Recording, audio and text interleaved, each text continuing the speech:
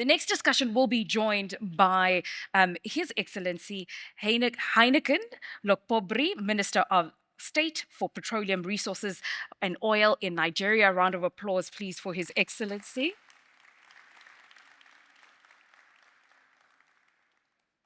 We will also be joined by His Excellency Bruno Jean-Richard Itoua, Minister of Hydrocarbons, Congo-Brazzaville. A round of applause, please, for His Excellency. He will be joining us shortly. And the last seat of the panelists will be taken up by Honorable Sostin Ngema, who is the Minister of Oil and Gas for Gabon. A round of applause, please. This conversation, I normally would then, announce the moderator first, but I thought it was very fitting to announce this moderator last. He's known as the executive chairperson for the African Energy Chamber. To me, he's my brother, captain of the ship, NJ Ayuk.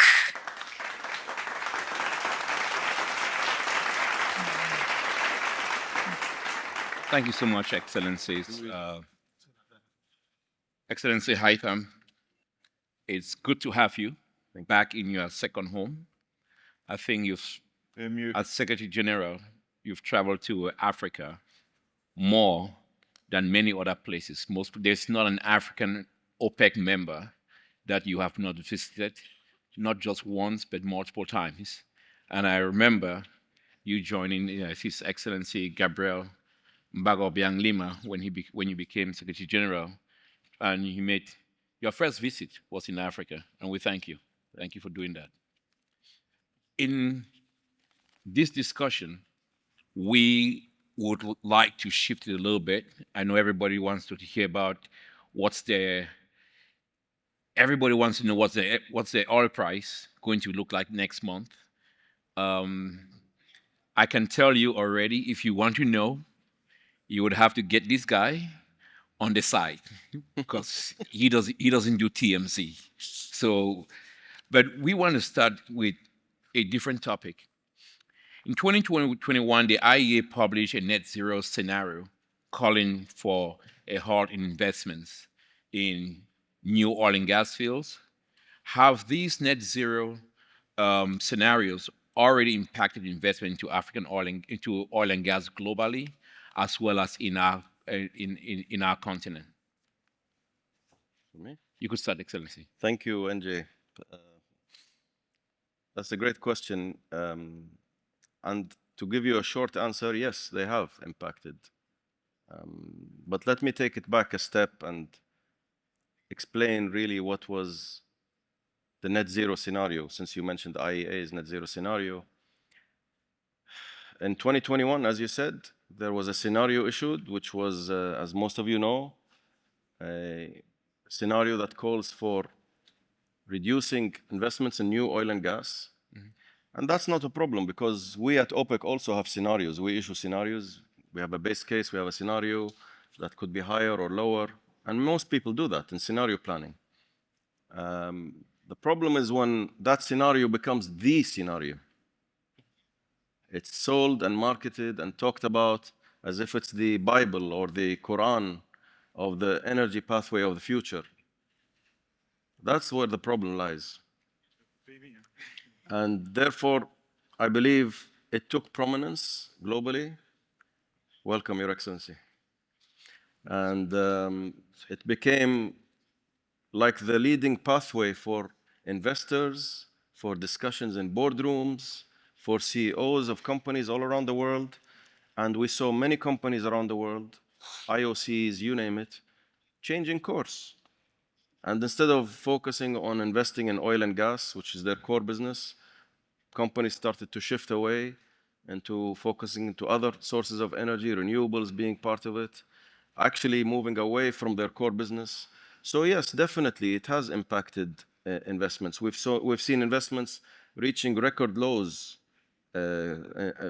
talking about levels as low as 200 billion per year. And how much will it take to get us back to where we should be, according to your OPEC outlook? In OPEC's outlook, we have always called for more investments. This year's outlook we are seeing investment requirements of around $18.2 trillion in the upstream, downstream, midstream, the whole value chain from now to 2050. That's around $700 billion per year, which is a tremendous amount of money. But by your projections, are we set on a path to get there? I think investments have picked up in the previous years because people have started to talk about net zero and climate change matters with more realism, with more realistic approach and sense of realism and pragmatism. And we've seen companies redirect their focus back to core business. Therefore, there's been an uptick in investments. They are still, in my view, not in the same level that they should be at. Now, the funny thing, you mentioned the IEA, let's stick with the IEA. They issued a report a week ago or 10 days ago calling for investments in oil and gas again. There's a reason they are not here because we're going to ask them. But maybe they heard you were coming, so the new report they issued says that the upstream industry requires investments of around 540 billion per year. So it begs the question, what happened to all the previous 3-4 years where investments were undermined? We at OPEC have been advocating for investing on a regular basis because this industry is not the industry where you can just simply switch the tap on and switch it back off. You have to invest, and you need a long lead time to invest of 5 to up to 7 years in some cases, and that requires financing and planning, and it requires clarity because you have to give a clear signal to the industry. We have to invest today just to stay stable at current production levels, let alone to cater for the future demand growth that's happening, which in our World Oil Outlook, we see demand reaching 123 million barrels a day by 2050. And unfortunately... Excellency, I'm going to stop you because I need to go to... Please. We in Africa blame you for the IEA problem because Fatih Birol left from your organization, then he went there, so you probably go fix what you created, you know. So, Senator Heineken... That was before my time, so I'm not responsible for that. Whoever time is who was there, I feel really bad for them. Senator Heineken, if Secretary General just talked about underinvestment, how has that underinvestment, let's pick up on these scenarios that I call them voodoo scenarios on net zero, how has that underinvestment affected an African country like yours with massive gas, massive oil potential and affected your economy as a country as Nigeria? Yeah, thank you very much. I wouldn't blame you for the underinvestment. I take note that you just came into office a few months ago. Yes. But it's Haitham has said it all. He as the custodian of the records in OPEC, Secretariat, know the figures more. But we can't, deny the fact that because of the wrong approach by the IEA, investment, practically dried up, particularly in Africa, because like I said earlier, in the opening session, it was the case where the sinner was telling the righteous man not to sin. Meanwhile, he wasn't stop sinning. So those who were responsible for the missions were not stopping the missions. The missions were continuing, and they were saying that, look, Africa, stop investing.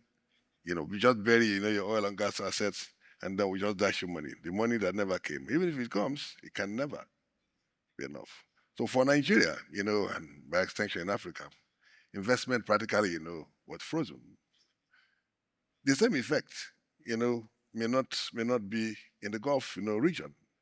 But the Gulf countries, have raised enormous capital so they can finance their own investment substantially. But in Africa, we're dependent, basically from financing from the West.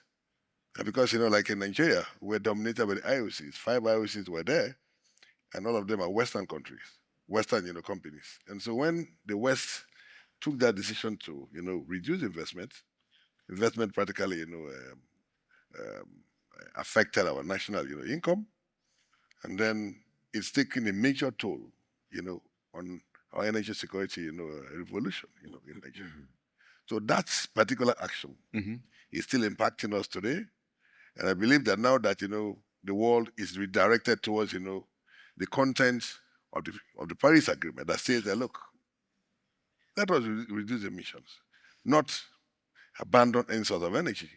And now the IEA itself is saying that we need to, increase investment, to the tune of 550, billion, 540 billion per annum on upstream alone, I believe that investments, will start coming in. But I have always contended. Which numbers do you trust? IEA is 540 or OPEC 700 billion? Well, I don't know. Both figures could be relevant. Mm-hmm. And I don't want to go into that dispute between the figures from OPEC, but I always trust the OPEC figures. Well, OPEC figures include not just the upstream, but included the upstream, the midstream, and the downstream. And I think the IEA figures were restricted to the upstream. So the figures somehow may be aligned. But like I said earlier today, Africans have to find Africa's solution just like the Gulf nations. And that is why we need to find a way to use the resources available in the continent to finance upstream. If the upstream is successful, midstream will be successful, and downstream will be successful. Otherwise, we'll continue to get, the kind of results that we're getting. I see a pattern you guys bringing downstream, and the board should be very happy because they're talking about refining and downstream, which is good. But Mr. Minister Ngema, Gabon has seen some massive investment, Cape Lopez, new acquisitions by GOC, and also a lot more new licenses being signed with yourself and BW and Renaissance. What is the pathway for Gabon in the near term and the long term when it comes to investments in oil and gas as an OPEC member? Merci NGO. Je voudrais d'abord donner un avis personnel sur l'investissement et le fait qu'une stratégie générale était basée sur la diminution de l'investissement. Je dis c'est contraire, ne serait-ce que par rapport à ce qu'on a appelé historiquement le développement durable, qui consiste à un triangle équilatéral où le pan économique doit être au même niveau que le pan social, et sans oublier les préoccupations environnementales. Alors, ce triangle équilatéral qui voudrait que tous les pans soient équilibrés n'a pas été respecté en Afrique. Alors, c'est qu'on a vécu une période, sinon, où on nous demande de faire de la préservation de l'environnement au détriment, évidemment, des aspects sociaux du développement économique. Alors, aujourd'hui, le Gabon est résolument décidé à relancer, à booster son développement économique, et ça passe nécessairement par une nouvelle politique sur l'énergie, donc la production pétrolière et gazière. Nous, aujourd'hui, notre politique vise à intensifier la recherche au niveau de l'offshore profond et ultra profond, qui nous permettra, n'est-ce pas, d'avoir une connaissance parfaite de ce que nous avons sur 72% de domaines pétroliers inexplorés. Donc notre politique aujourd'hui vise effectivement à relancer la recherche afin qu'une production d'ici 2 ou 3 ans nous permette, n'est-ce pas, de stabiliser non seulement le déclin de la production, qui est là depuis 1999. Ça s'explique par pas mal de choses. D'abord, cette stratégie au niveau de l'OPEC et le manque d'investissement, mais aussi par le fait que nous avions eu un code des hydrocarbures qui n'était pas très attractif. Aujourd'hui, il est en train d'évoluer vers 2 codes différents, un code pétrole et un code gazier, dans lequel nous nous concentrons à lever tous les facteurs bloquants qui ont fait fuir à l'époque la majorité des investisseurs. Nous avons donc une nouvelle politique dans le secteur pétrolier qui nous permet aujourd'hui d'aller chercher des investisseurs, parce que désormais nous sommes un pays très stable dans la sous-région, et de deux, nous avons un potentiel au niveau du deep water et qui aujourd'hui va nous amener à intensifier des recherches, faire de l'exploration et rebooster d'ici 2 ou 3 ans. Est-ce que vous pouvez nous l'accompagner, parce qu'on a écouté ce que les gens disent un peu de Congo, ça, qu'il y a une compagnie américaine qui a signé un très bon contrat avec vous. Alors, je ne dirais pas qu'ils ont signé, mais les discussions vont bon train. Je pense que d'ici le 15 octobre, on va dans une signature d'un MOU avec, je peux citer son nom, ExxonMobil. Donc, nous avions engagé des discussions depuis un bon bout de temps et nous pensons que d'ici moins d'un mois, nous allons signer quelque chose de très sérieux. Et il n'y a pas que ExxonMobil, nous avons également d'autres grands majors qui ont manifesté l'intérêt à s'installer au Gabon. Donc, Snook, Total Energy, qui pendant longtemps est resté sans faire de l'exploration. Aujourd'hui, avec la nouvelle vision des nouvelles autorités, nous lançons une vaste campagne d'exploration et de recherche dans le Deepwater. Et ExxonMobil va certainement signer d'ici 2 semaines. Et nous avons reçu des lettres de manifestation. C'est Total aussi va travailler dans les ponts du Deepwater. Oui, nous pensons, Total a déjà fait sa lettre de manifestation d'intérêt, je crois 20 ou 30 ans, 20 ans après, où la recherche était complètement arrêtée au niveau de Total.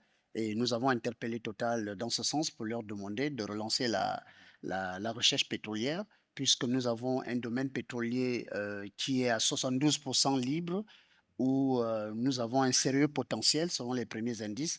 Donc, il faut simplement affiner des recherches et être capable de dire avec exactitude ce que nous avons dans ces 72% de domaines pétroliers inexplorés. Merci. I see some of the journalists here. You guys would have to pay me to give you a translation because you have to take these journalists very serious. They don't learn any language except English. So Paul, shame on you, my friend. You would have to ask somebody else. I wouldn't tell you anything. Minister Itoua, you discussed this afternoon about new investments and also some of the projects we've seen you do done, increasing production. Does your membership in OPEC stop you from driving in new investment in Congo, increasing production, and carrying out new oil projects, or has the partnership with OPEC been beneficial towards that? Okay, thank you for asking me this question because I think many. He's very nice. He's going to speak in English just so that Paul Burkhardt should write it well. You can go ahead. Thank you. Because I think some people, some opinion, they think that Pep, there is no democracy. We don't talk, we don't exchange, we don't collaborate. But in fact, somebody or some people, they just decide and we have to follow up. It's not true because we discussed freely. Each voice in OPEC count has the same value. And if we don't agree in almost a consensus basis, I should say unanimous basis, we don't take a decision. So we take a big profit of being there. This is a place where you can really, that's my opinion, understand very well as all business is working. OPEC works mainly on the market, wanting to have it the most stable possible, which is a very strong condition to make business. If you don't have stability in terms of price, how can you make a business plan? How can you make a business study? So it's very for us important and helpful to be there, to understand, to have a part of, to be part of the decision, to be a decision maker. You're doing that for the world. Really, it's very exciting to be there. It's an honor for me, for the country, for Congo, small one, to be a member of OPEC. And really, any countries, you have your policy, you have your strategy, you're working with the private companies freely, you're trying to bring solutions for your country, for your population, for today, for the next generation. And OPEC, they have just to see what you're doing and put it inside, the basket of the data they have to manage when we have to take decisions together. I think seeing more production coming from OPEC country member is a good news. As you were saying that the big issues now is to bring more investment. And if the OPEC country members are bringing more investment, are bringing more production is very good news. It's the best way to stabilize the market.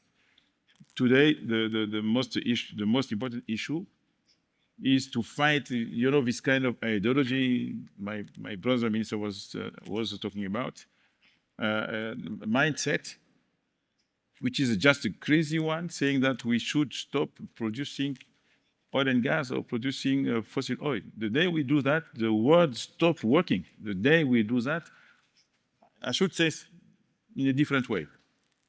The day we will just say that we want to do that, the world will stop working because the prices will just become crazy, the market will collapse, and the world will stop working.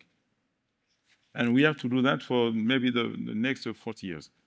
In the same time, I was listening carefully to my brother saying that African emission is around 3%. But my brother, in the same time, Africa is a place who is capturing better than anyone in the world because of the forest and other things, capturing carbon. This is the best, we are the best one to do that. So in fact, I think we are net zero today. The emission is 3%, but we're capturing more than 3% by the Congo Basin, forest, and so and so and so. So we are a very good example of continent, a very good one. We should be the first one to be allowed to produce more and more. In the same time, we are not producing for our country only, not only for our population. We mainly produce and export what we have. That means that somebody is interested by buying what we produce. Somebody, not one, but everyone is interested. I didn't have any information saying that an African country put crude oil on the market and didn't find a buyer. No. So there is a market, there is a demand, and the demand requires for us to produce more and more and more. So today, for example, Congo, we have already announced in 5 years we will double our production. We will come from 20. It's the first news for Secretary General. I'm sorry, I didn't tell you that. We are going from 20 to 268,000 barrels a day to 500,000 barrels a day in 5 years. I want to stop you there. Secretary General, do you have, does OPEC has any policy against Congo doubling its production? I don't know. He's my brother. I don't know why we would even raise this kind of, even a hypothetical question. Or are we stopping oil? Maybe you are planning to, but not OPEC, definitely. No, I think what is, if I may, to build on what His Excellency is saying, that if we were to even think, or the world was to think that we should stop oil, the world would stop. You look at everything you have, it contains oil, even medicines, syringes in hospitals, operating rooms, food chains, transportation, you name it. These mics we have on us here, everything contains petroleum or petroleum-derived products. And it's the most easily transportable, it's affordable, it's abundant. So I think the question about stopping oil production is not a question to be discussed at all. Now, add to that, which maybe I didn't touch upon, the importance of what His Excellency is saying. For example, Congo's plans, and rightfully so, their plans to increase their production to 500, 600, whatever the country can do in the future, because there is going to be growing demand. Nigeria as well, Gabon as well, my own country, Kuwait, all of the OPEC members and all producers want to increase their production because the world is going to grow. We're going to have 2 billion people more on the planet by 2050. We're going to have the economy, the global economy is going to double in size compared to what it is today. We're going to have rapid urbanization growth. From now to 2030, which is only 4.5 years from today, you're going to have at least 500 million, 500 million people around the world moving to new cities. Imagine, 500 million people moving to create new cities around the world. I don't know what the population is of Cape Town, but for example, I was just in London. London is 10 million. You're talking about 50 cities the size of London. 50 new cities around the world the size of London, if London is 10 million. Simple mathematical. Sorry, just to say, can we imagine together what kind of energy is going to be required to fuel all of that? And again, it's not just oil, it's not gas, it's going to be all sources of energy. All sorts. This is our approach, and I think it's very reasonable, it's very fair. And for all those talking about energy transition being replacing oil and gas, energy transition has never been about replacing sources of energy. Honestly, wood is still being used, coal is being used, and at record levels every year. Oil keeps hitting new records every year, and gas continues to rise every year. And renewables is also catching up, but renewables is starting from a very low base. So the world's going to need to invest not only in oil and gas, but in all sources of energy.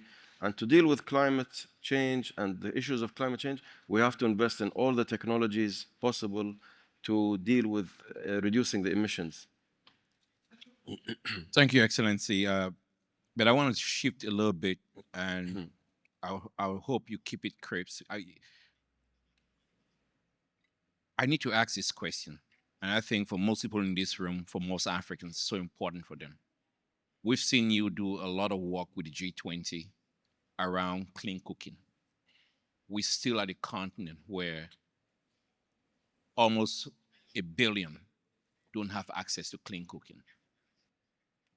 Where does OPEC stand? And I think maybe all the ministers could discuss this together with the Secretary General on working on getting access to clean cooking, especially with LPG, to Africans. Because at the end, all this investment, it means nothing if everyday people can get basic access to clean cooking technologies and LPG to really improve our living standards. So if I may just start, maybe, Your Excellency, if you allow me. I think we have many countries within OPEC. Let me just take an example of our biggest member country, Saudi Arabia. Saudi Arabia has a clean cooking program to develop clean cooking fuels using LPG in Africa. And I know that for a fact. It's the Saudi Ministry of Energy working with many of our African member countries and also with the G20 presidency on that. Also, we have our sister organization, the OPEC Fund for International Development, which is heavily investing in development programs all around the world, including investing in making LPG available as a clean cooking solution. So, but that comes with investments as well, because you get LPG also from investing in a refinery. You get LPG from associated gas when you invest in production as well. So all of that is a bundle that comes together. But there has to be a roadmap on how we want to make it available to the people. As I agree with you. And that requires close government-to-government collaboration and investments together in many projects. And that will make people receive these simple cylinders of clean cooking fuels. And you know, when you avoid biomass, for example, actually using LPG, this is a WHO statistic saying that LPG reduces emissions by 50% compared to biomass, imagine. And we have around 3.2 million deaths per year just because of people using inefficient cooking fuels. Senator Heineken, same question. LPG. How has LPG penetration that you're working on been able to still get into everyday Nigerians in your country? Yeah, you know, Nigeria has a policy where we officially adopted, you know, gas as a clean fuel. And so because of the importance of that, you know, the present administration appointed somebody as Minister of Gas, who incidentally is also, you know, in this conference. But let me say that we have comprehensive, you know, programs to see how we can get, you know, LPG available, you know, for our teeming Nigerians as part of our steps, you know, to ensure that, you know, we reduce the level of emissions, you know, in the country. But like what Haitham said, you know, the level of LPG you produce in the continent also requires investment. Without investment in gas, you know, the LPG, you know, would not be available. Right now, Nigeria would not produce enough LPG, and so we also rely on import to supplement what we produce locally. Meanwhile, we have abundance, 209 trillion cubic feet of gas. And even when it's available, because we don't run a communist system, people must also be able to raise money on their own substantially to be able to buy, the gas cylinders, that will be required, to sustain, this clean cooking, program. And that is why we're saying that, look, the only way Africa can come out of poverty is for us to explore our resources, all our available sources of energy, so that we can industrialize and employ our own people. If we don't do that, we'll continue to depend, on programs from other people to solve, our own problem. I'm aware of, the Saudi program also in Nigeria. But I think Saudi, had a budget of $30 million, to support people, with clean cooking, facilities in Nigeria. But Nigeria is a country of 220 million people and still growing. So that is like a drop in the ocean. That also complements what we are doing as a government. But fundamentally, the point is that we need more investments, and the investments are coming. Mr. Ngema, I see the gentleman from Perenco here. You launched the Cape Lopez LNG, also an LPG plant in Gabon. Are we getting LPG into Gabonese citizens right now to help alleviate also on clean cooking issues in Gabon? Je voudrais dire que vous parlez là de Perenco, qui est l'acteur principal dans l'exploitation du gaz, qui, d'une manière générale, nous avons besoin de gaz, mais le potentiel gazier est énorme au Gabon. Aujourd'hui, nous avons décidé à partir de 2029, oui, 29, d'interdire l'exportation du minerai.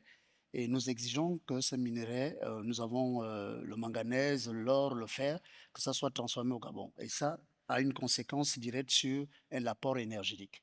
Et aujourd'hui, nous estimons qu'il faut à peu près 15 à 20 gigas à trouver nécessairement avant 2029.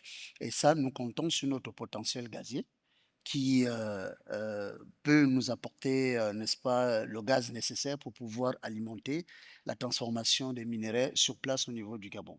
Mais en termes de ménage, nous n'avons pas aujourd'hui, vous savez, notre population, on est à peine 2 millions d'habitants. Et nous n'avons pas encore de problème de gaz au niveau des ménages. Mais ça ne saurait tarder puisque la population va croissante. Et nous comptons sur notre potentiel gazier. C'est pour cela d'ailleurs que nous voulons intensifier la recherche pour essayer d'identifier les nouveaux champs gaziers qui peuvent être mis en exploitation le plus rapidement possible. Donc, nous comptons beaucoup sur le gaz et nous n'avons pas l'intention, même pas un peu, de ne pas, en fait, de recevoir les leçons des gens qui vont nous demander de limiter l'exploitation. Le gaz, d'ailleurs, c'est une énergie propre, c'est vrai, et qui n'a rien à voir avec l'énergie au fioul. Donc, nous allons intensifier effectivement les recherches sur tout ce qui concerne les champs gaziers. Nous avons déjà un potentiel et nous allons les exploiter. Nous avons juste simplement besoin des investisseurs qui nous accompagnent là-dedans, dans la recherche. Et en plus, nous avons déjà Perenco qui est là, qui fait le nécessaire pour fournir le gaz. Il vient de mettre en place une centrale dans le sud du Gabon, de Mayumba, qui produit aujourd'hui 8 à 9 mégawatts à partir d'une centrale thermique qui a remplacé évidemment une centrale thermique au fioul. Et nous allons multiplier ces exemples pour avoir une énergie plus ou moins propre par rapport à la demande énergétique qui se veut maintenant aujourd'hui croissante. Mais le plus important chez nous, aujourd'hui, le problème que nous avons, c'est que nous sommes restés pendant longtemps sans faire de la recherche, sans explorer, alors que nous avions un domaine pétrolier libre à près de 72%. La question, c'est pourquoi nous en sommes arrivés là. La réponse, elle est claire. Nous avions un code des hydrocarbures qui n'était pas très attractif. Nous évoluons aujourd'hui. Ce code-là des hydrocarbures va donner naissance à deux codes, un code pétrolier et un code gazier, dans lequel nous avons identifié effectivement des facteurs bloquants, comme par exemple le bonus de signature que nous avions enlevé dans tout ce qui est exploration en deep water. Et nous avons aussi décidé d'adapter la fiscalité en fonction du risque en deep water, ce qui va favoriser, n'est-ce pas, et attirer les investisseurs au niveau du Gabon. Mais le gaz reste notre principal espoir pour, n'est-ce pas, non seulement développer notre industrie qui voudrait être localisée à partir de 2029. Donc le gaz est très important pour nous et donc nous devons intensifier la recherche dans notre domaine pétrolier, surtout dans je veux dire dans le deep water. Merci, Monsieur le ministre. Je pense que c'est très important que Amel est ici et Christophe.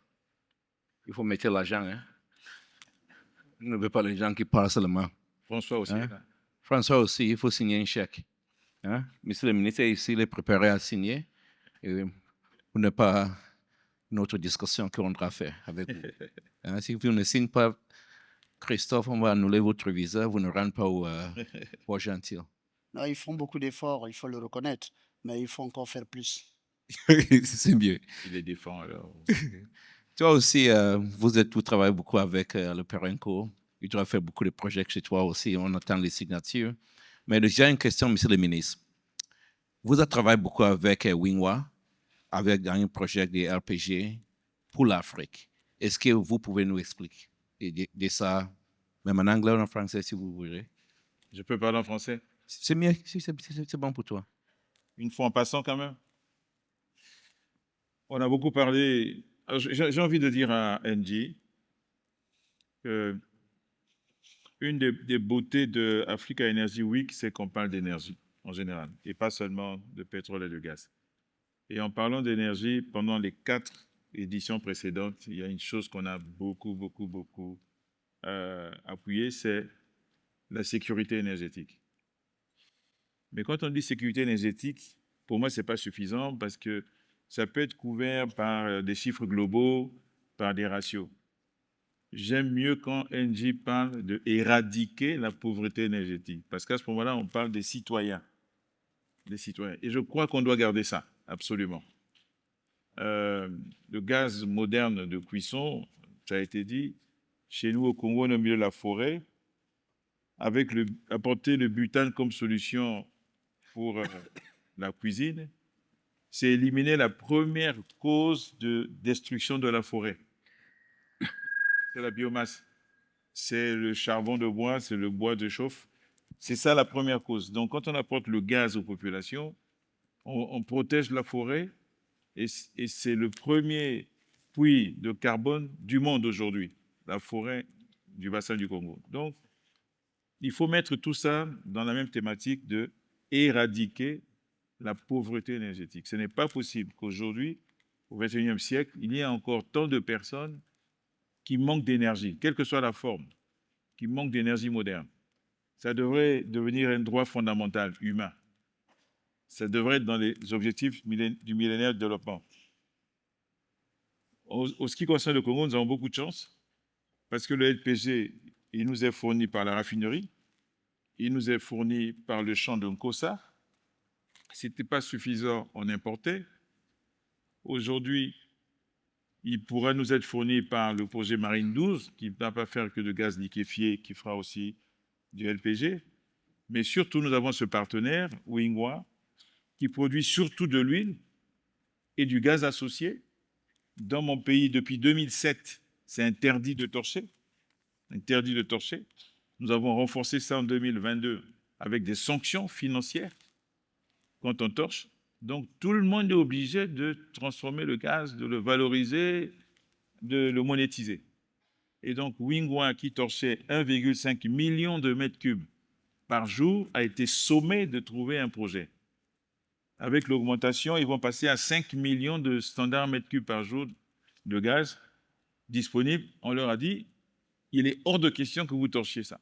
Donc, ils ont monté un projet avec lequel ils vont produire 100 000 tonnes de butane par an. Aujourd'hui, nous consommons 40 000 tonnes de butane qui va s'ajouter à celui de la raffinerie, à celui de Nkossa, à celui de Marine 12. Nous sommes déjà exportateurs de butane, puisque dans la période de test, Wingwa a déjà envoyé une ou deux expéditions en Namibie.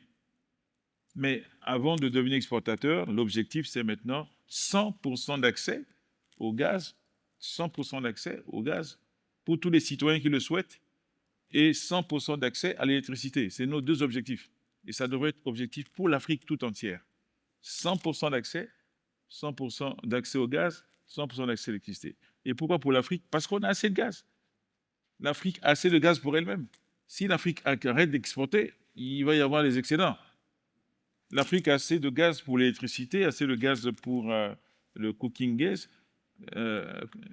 Donc, c'est un objectif qu'on devrait se fixer. Donc, nous, aujourd'hui au Congo, nous pensons que dans les 2-3 années à venir, le marché gazier national va être complètement transformé, puisqu'on a 5 fois la consommation aujourd'hui. Il faut des sociétés pour stocker, il faut des sociétés pour transporter, il faut des sociétés pour distribuer, il faut construire des dépôts partout. On est très intéressé par les expériences, moi je n'ai pas honte de le dire, l'expérience ivoirienne et sénégalaise, parce qu'il y a 20 ans qu'ils ont lancé ce défi-là. Ils ont des taux d'accès qui sont très importants. Je crois que le Gabon et le Cameroun sont en train d'emprunter le même chemin. Donc nous, on ira voir ailleurs comment ça se passe. On ne peut pas vendre le gaz, le butane, comme on vend l'essence. Hein. Ce n'est pas possible. Il faut être imaginatif, s'adapter au marché local, travailler avec les commerçants, avec le réseau existant, les petites boutiques, en faire des dépôts. Il y a des choses qui ont été faites. Il faut fabriquer les bouteilles sur place. Et on ne va pas encore importer les bouteilles, ça n'a pas de sens. Il faut faire les bouteilles de 20 kg, de 12 kg, de 5 kg, de 3 kg, de 1 kg, de demi-kilo, pour qu'on s'adapte au panier de la ménagère, pour que la plus pauvre des familles, entre guillemets, j'espère qu'il n'y en a pas beaucoup encore, il y en aura de moins en moins, puisse acheter même la petite bouteille de gaz. Il faut faire la promotion de ce qui fonctionne au gaz. Le réchaud au gaz, le réfrigérateur au gaz, le climatiseur au gaz, la lampe au gaz. Il faut faire la promotion aujourd'hui. Nous avons de quoi faire tout ça et c'est le programme que le Congo a désormais. Merci, Monsieur le ministre. Before we go, quería reconnaître la viceministra de Venezuela que está aquí con nosotros. Por favor, please stand. My dear friend, my Todo el sister. equipo Venezuela, por favor.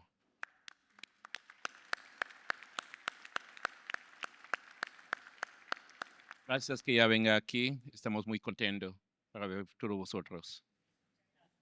Venezuela is a founding member of this organization. And before we get to its 65th anniversary, Excellency, I wouldn't be led to leave this room if I don't ask you this question. So I'm going to ask it. Looking beyond 2026, what strategies is OPEC considering when it comes to managing oil supply and demand, particularly in the context of increasing competition from OPEC and non-OPEC producers and the global push towards cleaner sources of energy? Well, as I maybe indicated in some of my earlier statements and comments, that we always take a longer-term view about the global market, trends, trajectories for growth, and based on that, we plan our strategies both within our member countries, but also as a Secretariat, we advise our member countries on what projections would be like in the future. So beyond 2026, I think we're talking more on the medium to longer term. So for us, as I said, we see the global population rising from now 8 billion to 10 billion. And most of that growth is going to be in Africa and then the rest of the developing world in Asia. And younger populations will require the luxuries that we all take for granted, or some of us take for granted in many parts of the world. The urbanization that I spoke about, also having its impact.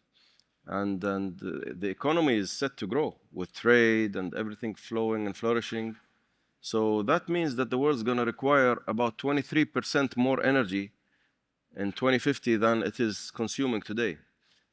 And therefore, OPEC, when we put a strategy, when we put directions to our countries, we keep repeating the key word, which I stressed on in my statement, and I think you heard all their excellencies saying. It's the importance of investing today to be ready for that day in the future, beyond 2026, as you say. So we are clear in that respect that OPEC, our member countries, have to be ready to be able to supply that demand when it comes about in the future. And it's not a matter of when, if, it's a matter of when it's going to come about. And I think in our projections, we're very clear with the timelines, our views. And I think I'm really happy to say that we're seeing many more people now taking a very similar approach to OPEC's views and about the long-term trajectory for demand growth. Maybe not identical, of course, and there must be variations and differences, but obviously all pointing towards the same trajectory for growth in the future. And we've been saying this for many years, advocating this for many years. I remember when I first came here in 2022, I was probably the only one saying that we need to invest in a world where nobody was saying we need to invest. Actually, as His Excellency Itoua mentioned, we were in a world where people were saying, stop using oil and gas, keep it under the ground. You all remember, Your Excellencies. Today, the tone is changing. And we're really happy to see the importance of a more realistic approach towards energy future, because if we don't prepare today for what's coming in the next couple of years, I think the world is going to have some serious problems. Today, people are talking about the limitations on spare capacity already. Imagine what's going to happen in the future when more demand comes about. So I think we have to be clear-minded. We have to be setting our strategies very clear and laser-focused on the objectives that are coming in the future based on very clear projections and based on what's happened historically. There's no way around it. There's growth, and growth means that you have to be ready to supply, and that means you have to invest today, not tomorrow. I think we're running out of time, but I just want to have a last round. Less than 30 seconds. It's very hard to get the politicians to be less than 30 seconds, but we'll try. Senator Heineken, 65, OPEC celebrating 65 years. Where do you see these organizations, its partnership with Africa, going over the next 65 years? Well, I think, OPEC's relationship with, OPEC member countries will continue to grow. And I believe that it's better for us to remain, as members of, OPEC, strategic members of OPEC. Because even if you don't belong to OPEC, you belong to another group that is OPEC plus. And it's good for everybody, to belong to, OPEC or the other group for the purpose of, price stability, sustainable, supply and demand, chains and all that. But since this is my last, statement, let me, use the opportunity to say that, Nigeria as a country has a huge market, for fossil fuel. Today, Dangote's refinery alone needs about 650,000 barrels a day. BOA is building another one that's going to be 250,000 barrels a day. That's already 1 million. The existing refinery is owned by NNPC. Altogether, is another 450,000 barrels a day. And then if you look at the modular refineries we have in the country, we're having a refining capacity that will be in excess of what we currently produce, inclusive of condensate. So certainly, as the population is growing, as he said, demand certainly will grow. As of today, Dangote produces maybe 40% of what we need locally. And so the rest is imported. Dangote and the other refiners produce maybe about 40%. We import the rest 60% of refined products to be able to meet our demand. And so certainly, as demand increases, we also have to take steps. We have to make the investments that will grow our production to meet both our local demand and then our international, obligations. I think it's important for me to make this point. Thank you. Thank you, Excellency. Mr. le Ministre, where do you see Gabon and OPEC going in this relationship in the next 65 years? Bien, merci. Je voudrais d'abord dire que le Gabon est membre actif de l'OPEC et nous allons continuer et travailler de concert avec cet organisme que nous pensons très indispensable pour le secteur en question. Cependant, il reste à confirmer et à dire que le besoin, sinon les besoins de nos pays doivent être pris en considération lorsque l'OPEC met en place sa stratégie. Et c'est très important, sinon il va commencer à se poser des problèmes d'applicabilité des décisions qui sont prises à l'OPEC. nous jouons un rôle important à l'OPEC et nous allons continuer à le jouer puisque nous sommes membres depuis très longtemps et nous pensons que son rôle est important dans la régulation et le fonctionnement du secteur pétrolier. Donc, nous restons à l'OPEC et nous pensons que la vision de l'OPEC va coller avec la réalité au niveau du secteur, surtout pour ce qui concerne l'Afrique. Minister, Yes. same question to you. Congo, African OPEC. Where do you see it going? You know, we are very lucky because we are a member of OPEC today. We have the headquarters of APO in Brazzaville. Right now, Congo has a presidency. We really think that we should strengthen again. We're working together already, but strengthen more relationship between APO and OPEC. Many members of APO are also members of OPEC. What we want is to see the producing countries, the developing countries, and sometimes developing countries are producing countries have a bigger impact on the market. We're trying to have just our word to say, which is so different for the other product, for the other raw material we have in Africa, where we don't have anything to say. We just have to support the consequences of the market, and somebody's deciding, we don't know which one. For oil, we have that two organizations having a key role, having an impact on the market. We have to strengthen it, and I hope that many other countries in Africa starting producing oil and gas will join us simultaneously in APO and OPEC, and then give us more power. You have been talking about non-OPEC and OPEC countries. We should not have any competition between non-OPEC and OPEC countries because we all producing oil and gas. But So- you already have a DOC and the Declaration of Collaboration where you're collaborating a lot. Yes, we have I've seen OPEC the Plus. Secretary Yeah, General, OPEC Plus. with OPEC Plus, I've seen We the Secretary want General. to have it bigger.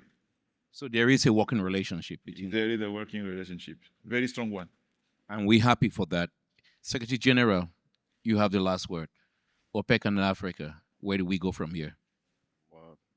Thank you, NJ, and I want to thank their excellencies for the clear demonstration of support to OPEC. I mean, since its inception, OPEC has been very proud to have Nigeria join very early on, Gabon joined, Congo joined recently. Is it true that OPEC was founded in Africa? Yes, actually, that's a great point. And I have tell us the here, story? I have here in the audience the former minister of Egypt, my brother, Minister Tariq Al-Mullah, if you don't mind him standing up. Derek, please. His Excellency and I, we went to the place where it was founded in Cairo. The official founding of OPEC took place in Baghdad, as I said in my speech. But a year earlier, in 1959, there was a gentleman's agreement that was reached in the Yacht Club in Cairo, believe it or not. And that club still remains there. We went there a couple of years and we had a small celebration there to revive those memories. Of course, we were not around in 1959. At least I wasn't. But he was, I think he was. But definitely, I mean, the future is promising for Africa.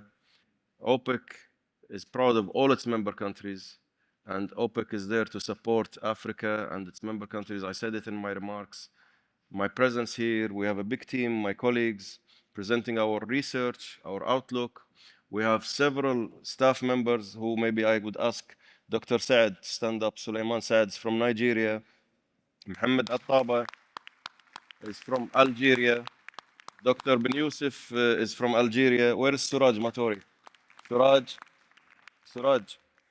Matori is in our public relations from Nigeria. We have a big contingent of African nationals who work with us in the Secretariat. And this is something we are proud of. They gain experience, knowledge, interact with other member country officials, and staff members. And this is all enriching and giving wealth to the African youth and the African nationals and their potential to bring back all that experience, to harness it and develop their own petroleum industries and gas industries in their own countries. So I think the future is very bright for the relationship, and I will do everything I can to keep this relationship strong, and so as long as God gives me the power and the energy to do so. I want to personally say you have been a great Secretary General. You have advocated for Africa. I remember a lot of conversation that most people don't know. When there are ever global issues, what be it plastics, be it financing, we will have those conversations. He's the first. The guy became like the OPEC Greta Thunberg. He just continues to act like an activist to really push his things. I didn't see His Excellency Jassim from the IEF. Is he here? Yes, he was here, Jassim. Next time we'll have him moderate this panel because he knows how to manage you and the IEA together. So he's a great diplomat. But ladies and gentlemen, this could not have been a far more better conversation than we expected. I know we have a little celebration on the OPEC side. Your Excellencies, thank you so much. It's a big honor. And we keep on this relationship and this dialogue in OPEC and Africa, and we keep moving. Thank you so much. Thank you.